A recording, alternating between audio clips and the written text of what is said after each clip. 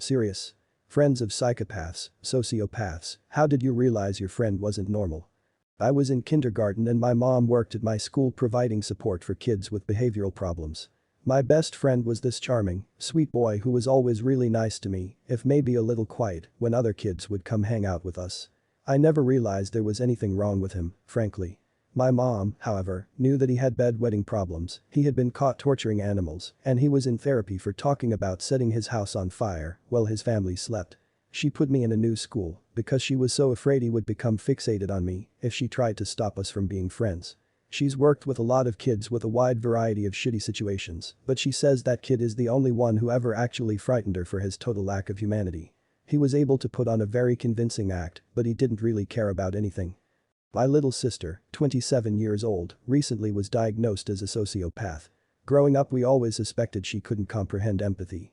For example, as a young child she would get bothered by the sound of someone's breathing and attempt to stop them breathing so she could enjoy silence. The only thing that mattered to her was her own comfort and validation, and she didn't seem understand anyone else wanted the same. She kept mostly silent her entire childhood and just observed and absorbed all human behaviors around her so she could mimic them. That resulted in her being able to manipulate everyone she comes into contact with.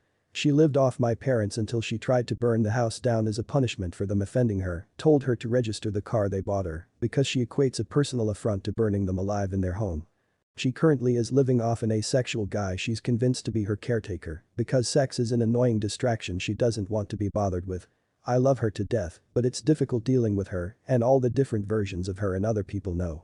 She's a chameleon and it gets her what she wants, but I wonder how lonely it is to never have anyone truly know you. We were in high school. I finally called her out for manipulating and bullying people into being her friend, including me, after she had told the whole school I was pregnant. I wasn't, and as this was a small, very religious school, it took a good amount of effort to dissolve those rumors. In retaliation she accused my mother of slapping her when she came to our house to apologize. For many reasons, this was absolutely false. My parents and I decided I would move schools the next semester to remove us from her. My first day of school she came running up to me grinning, going on an excited tangent about how she had told her mother she wanted to switch schools too so she could be with me. It took me another 2 years and intervention from the school after my mother, and I built up a good amount of evidence for her to finally be told if she didn't leave me alone she would have consequences. We were going to go to the police accusing her for stalking and harassment. That threat was enough to finally get her mother to agree to have her leave me alone. Prior to that she was insistent that we were best friends and her daughter never did anything wrong. He was very open with it. That guy was genuinely helpful. What he seemed to fear the most was to regress into a helpless person who couldn't fit into society, like the psychopaths that go in and out of jail. So, he made it a habit or a challenge to help at least one person with something every day with no strings attached, friends or strangers, as practice to hold himself accountable. It was a bit weird, and he was kinda weird too, but he was open about it in advance so that he'd have a harder time screwing us over if ever he had a relapse in willpower. It was definitely a bit of an ego thing, I think. He liked the role of being a nice friendly person who overcame his shortcomings. I hope he really did. I know his motivation was a bit unusual, but I've never met someone as helpful as that guy.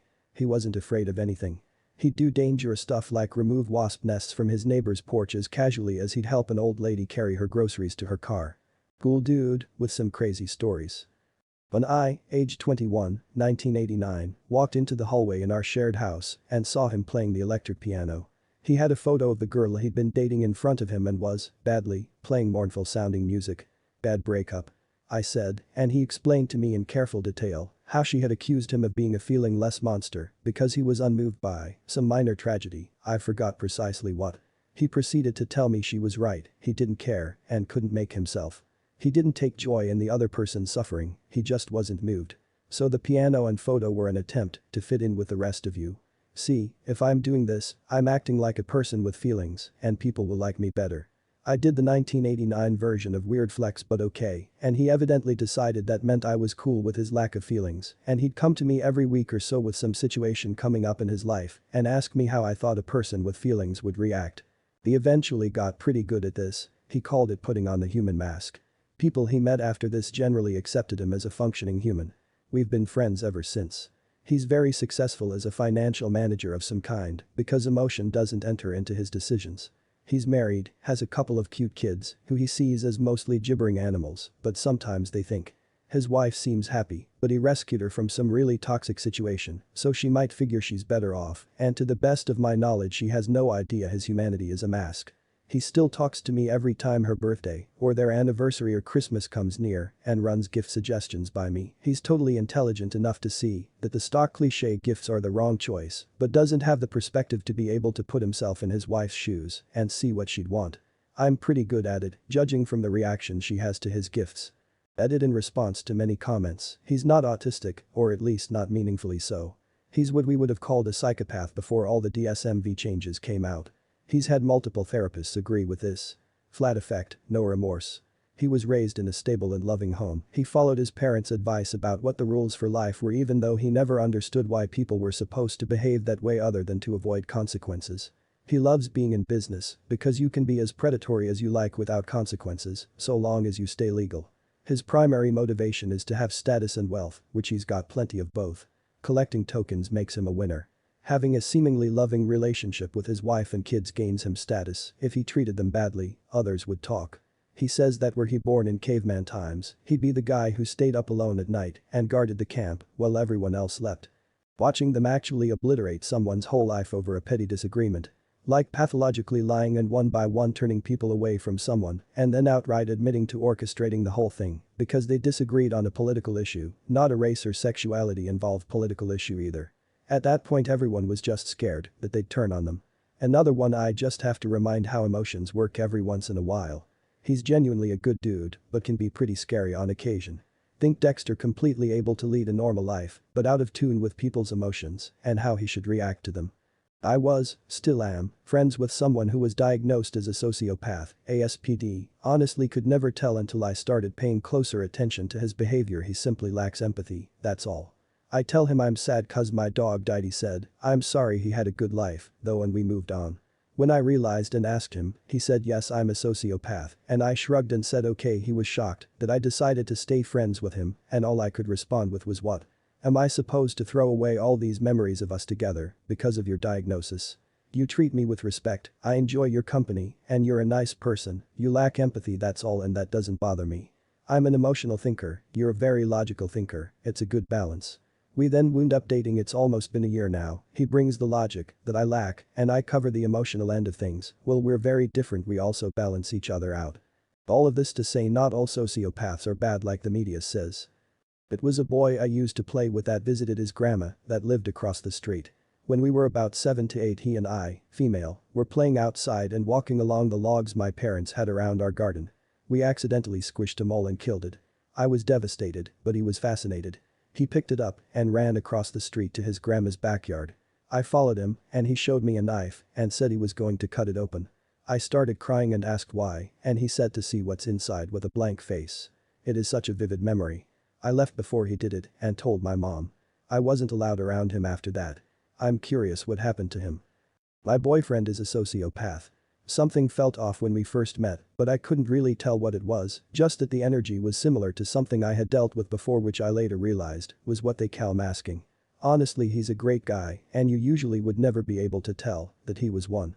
His thought process is much more different than someone who is neurotypical though. Fun fact, you know how they say yawning is contagious and people will start to yawn after they've seen another person do it, even if they're not tired? Well, that's not true for sociopaths. Yawning is contagious because we subconsciously feel empathy for the person we see yawning and ultimately end up yawning ourselves regardless of how tired we feel or not.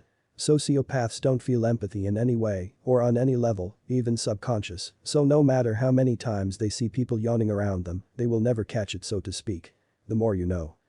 He was incredibly handsome, intelligent, and charming, but something lacking behind the eyes. He had an incredible way of taking all of you in, computing your algorithms, then using them against you for his own thrills. You could tell he enjoyed the decoding process much more than the actual human experience. Because of that he connected more to the virtual world than the real world. I definitely stuck around way longer than I should have because I was so fascinated by his mind and deep down hoped I was wrong. I still hope I'm wrong and wish him the best, but it was a weird ride and I'm glad to be off it. Most of it was his art and the fact that he was never the first to laugh at anything. He was actually never the first to react to anything. I noticed that he would always take 1 to 2 seconds to watch what other people would do before he created his own kind of reaction.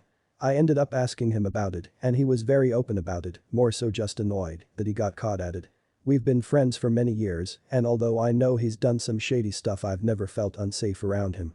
He's currently on one of his breaks from life, where he just disappears for a few months, so it'll be interesting to see what he's been up to once he comes back and we get in touch again.